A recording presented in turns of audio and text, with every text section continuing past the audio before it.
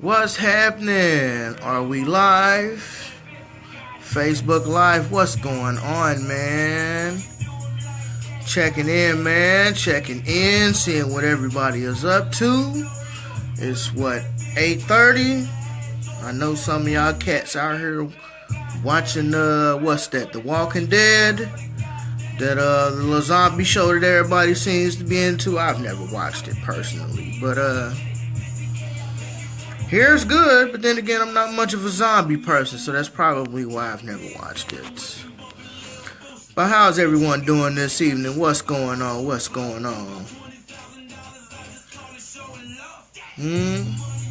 Waiting for people to get into the room here. Give everybody a few moments. Ain't too much going on with me.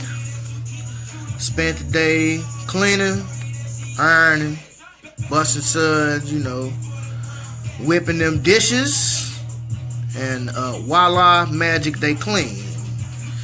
So that's what I've been on, man. But here today, man, we gotta talk about the Dallas Cowgirls.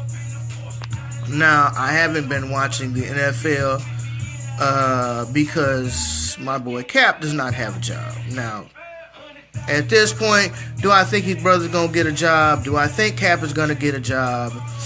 Nah, especially not with all this suit that he's got going on against collusion against the NFL owners.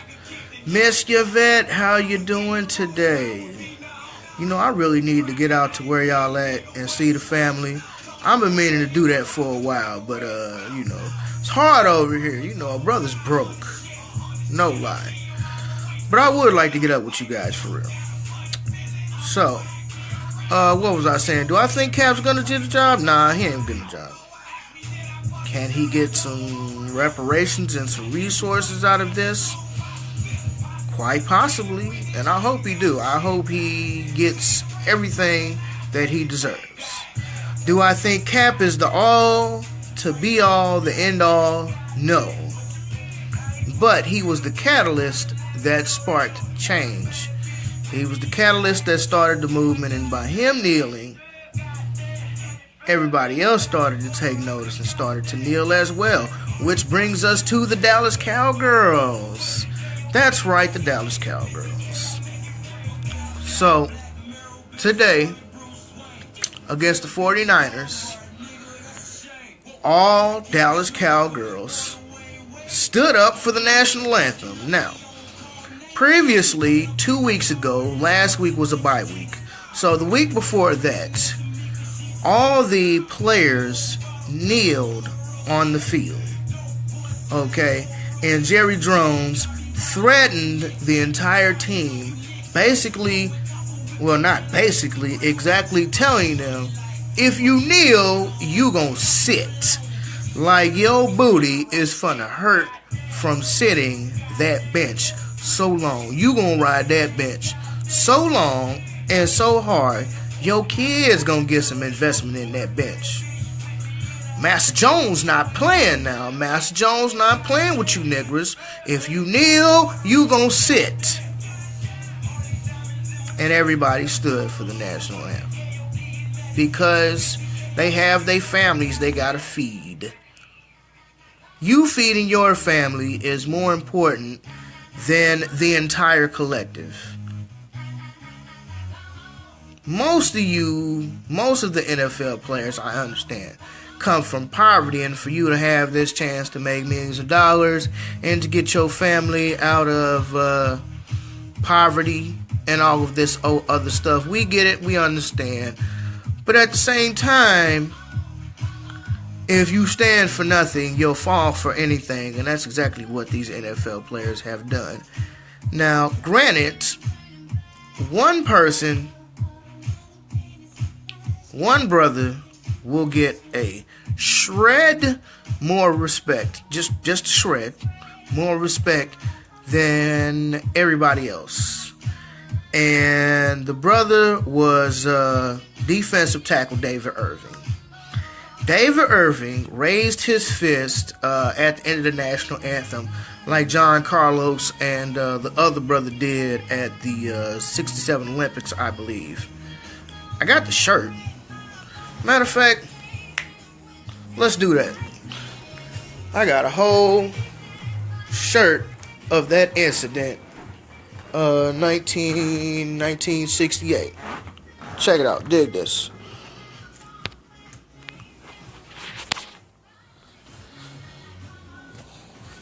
So this is it.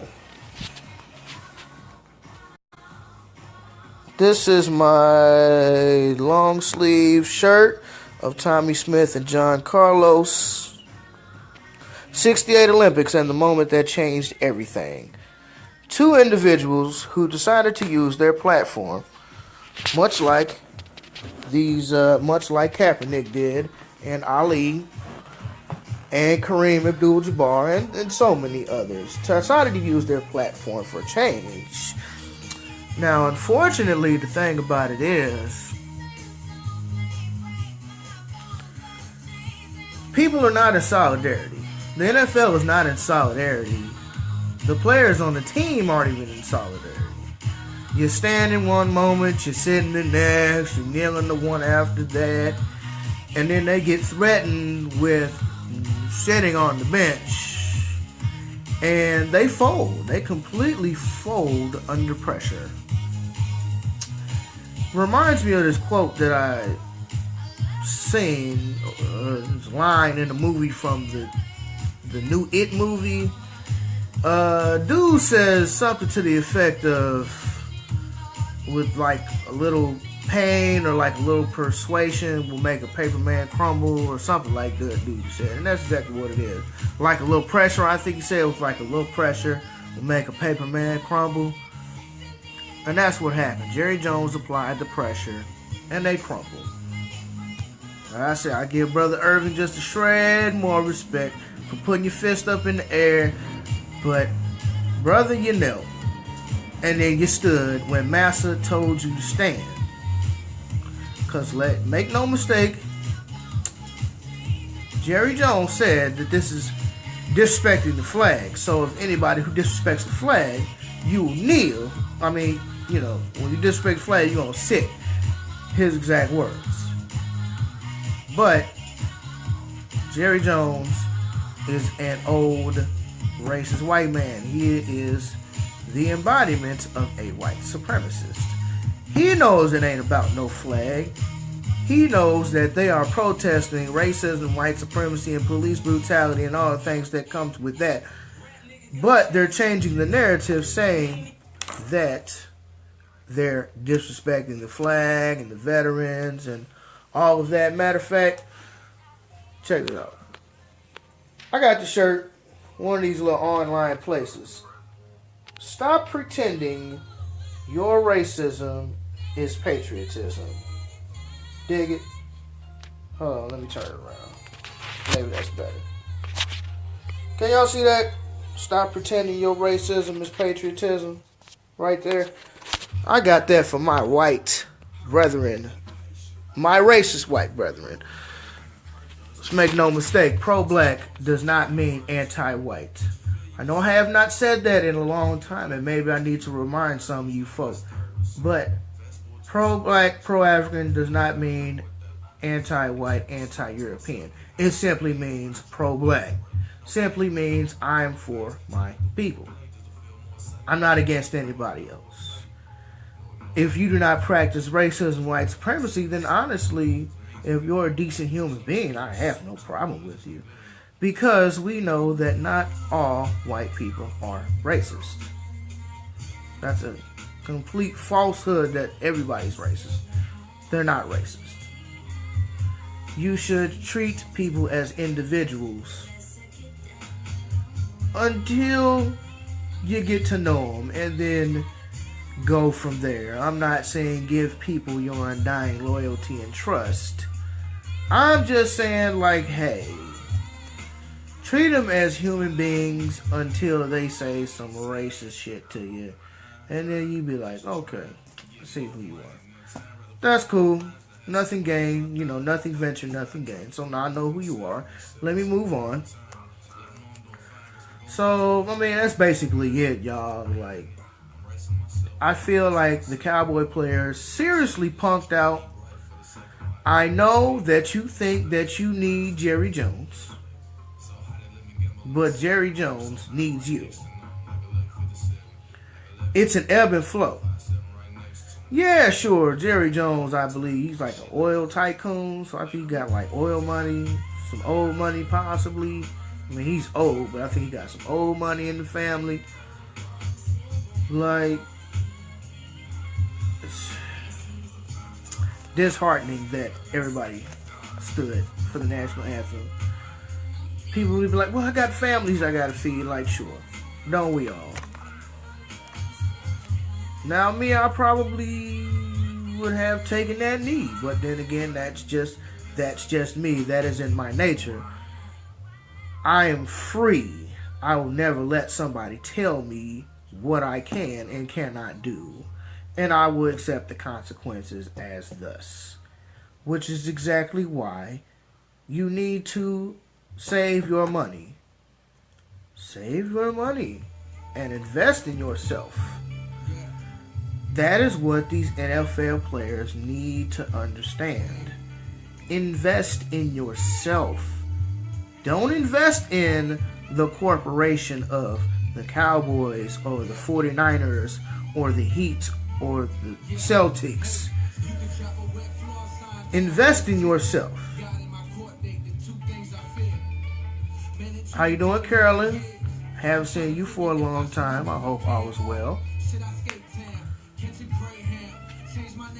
Like I'm saying, if you play any type of professional sport, any sort of high position to where you get paid a lot of money, and these are typically places where you're not generally allowed to be African, you're not allowed to embrace your culture. For men, you can't really have like facial hair, you gotta be clean shaven, you can't really have no dreadlocks, you either gotta have like the little short fro, a box, or like a semi-bald head, like really short hair. If you're a woman, your hair has to be like bone straight. It can't be in any styles, bantu knots, dreadlocks, braids. That would be considered workplace inappropriate according to white supremacist society. So when you are in those type of positions, the white supremacists will tell you this is who you need to be for this paper. Essentially, you're selling your soul. But if you love yourself, you can go the independent route. You don't have to go through these people in order for you to be great. That's what I love about LeVar Ball so much. Love him or hate him, as a black man living in America, this brother is going hard for his family, right or wrong. And you can't deny the work that he's put in. The big baller line, the shoes, the t-shirts, the hats, the sandals, the underwear. I heard that nigga got damn near everything with the big baller brand knowing. Bruh might be coming out with some big baller brand TVs. I don't know. Who knows? That's LeVar Ball. He a crazy dude. But 2 out of 3 of his sons have shoes. Maybe 3 out of 3 of his sons have shoes. We don't know. 2 out of 3 we know have shoes. So you see what he's doing. He's going the independent route. And then they gonna slide up in the NBA and ball hard. And even go harder with the endorsements and all the money that they'll be getting by being vested in self. LeVar Ball's kids, Lonzo didn't come into the league a buster. Right or wrong, dude came into the league with his own shoes. Nobody's ever done that in the history of sports. Nigga got his own shoes, and his little brother got his own shoes, and he in high school. You can't deny what LeVar Ball doing, bro, because he came up from the inside, from the independent route. Then he gonna get that NBA money for his sons. That's how you do it. You don't need to depend on nobody to give you your money. You don't need to do that. If you in the streets, put your own money up. If you flipping houses, put your own money up. I don't care if you finna go flip burgers for yourself. Put your own money up. Then once you put your own money up, you can finance your own story. You could tell the story the way you want to do it. You can do it the way you want to do it. But when you got investors, when you got banks, when you got all these extra hands in the pot telling you how to do your business, you gonna get frustrated because these people cannot see your vision. You already know it. And you can use the bank. You can use the bank if you already got X amount of dollars in your account, you know, sitting in escrow or whatever in a separate account for business purposes. You could come to the bank. Look, I got $50,000 sitting up in the bank right here. I would like to take 35 of that, and I want you guys to match 35. And then you'll get that, boom. Then you'll pay that off real quick. You'll get that money back. That's how you do it. But people don't understand that because people don't seem to know about investing in themselves. Love yourself. When you love yourself, everything else will come to fruition. I promise you. That is why guys like Marshawn Lynch can get shitted on the last play of the Super Bowl because he ain't want to play ball the way Massa said play ball. And they like, well, fuck it. I'd rather throw away the whole championship than give this nigga the ball. Boom. Gave him the whole championship. He left. What did he do? Like 2 years outside the league? I heard he did some traveling. I think he went over to Haiti and some of these impoverished black areas across the world. Built some little houses and stuff for the people. Hung out with him. Had his own little clothing line. I think he got the little Beast Mode clothing line or something like that. Again, Marshawn Lynch is eating outside of the NFL. He's not depending on the NFL to feed his family. He's a man. A man feeds his own family. He don't wait on Master to feed him. He did 2 years, did his own thing, still getting his money, traveling, enjoying life, took 2 years off, came back in a power position, and came back and played for the home team of the Oakland Raiders. Now, dude going hard for the home team that he loved, in a city that he grew up in, Oakland. I seen this dude dancing on the field. He happy to be home. That's what you can do when you negotiating from a position of power. But if you don't have no power to negotiate with from Jump Street, then you don't have no leverage in which to negotiate with. Which is why all the Dallas Cowboy players stood after Master Jones told them not to. That's my rant, people. That's it, bruh. Sorry I could have kept you a little bit shorter, but I wanted to get my point across. So, hit me up on Instagram. What am I now? Fly Till I Die? Or The Overweight Lover? I'm pretty sure it's The Overweight Lover. D-O-V-R W-E-I-G-H-T-L-V-R. That's the letter D. O-V-R W-E-I-G-H-T-L-V-R. Or you can follow me on Google Plus, King David 314. Like, comment, subscribe. I rarely speak on current events, but if this is something that you guys are interested in, holler at me. Let me know. I'll start doing more current events, you know. Probably a little shorter, though.